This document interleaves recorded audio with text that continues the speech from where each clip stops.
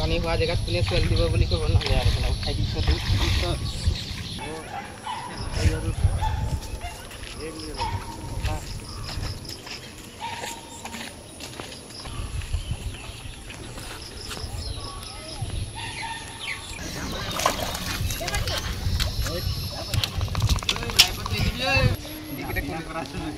নাই দিলে নহ'লে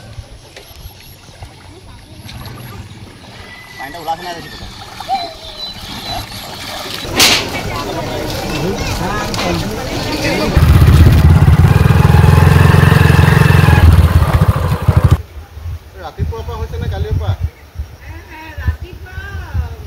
ধনশিৰি আৰু দৈয়াং নদীৰ পৰা বিভিন্ন গাঁৱত বানপানী হৈছে আৰু প্ৰায় ৭-৮খন গাঁৱৰ জনসাধাৰণ ইয়াৰ দ্বাৰা এফেক্টেড হৈছে।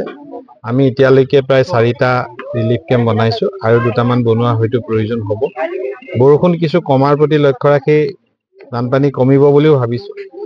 চৰকাৰৰ তৰফৰ পৰা যিখিনি সাহায্য দিব লাগে, যিখিনি কৰিব লাগে সেইখিনি কৰা হৈছে। ব্যক্তিগতভাৱে আমিও ৰাইজৰ কাষত থিয় হৈ ৰাইজৰ কাৰণে বিশেষকৈ খোৱাৰ দিশটো সকলোৱে হঠাৎ ঘৰ দুৱাৰ এৰি আহিব লগা হৈছে, ঘৰত পানী সোমাইছে, তেওঁলোকে যাতে কোনো ভোকত থাকিব নালাগে, একো যাতে অসুবিধা নহয় তাৰ যত্ন লৈছোঁ।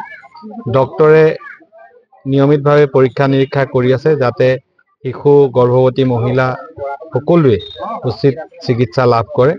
মই আশা কৰিছোঁ খুব কম সময়ৰ ভিতৰতে বানপানী কমি যাব আৰু তাৰ পাছতো আমাৰ সাহায্য ব্যৱস্থাটো অব্যাহত থাকিব।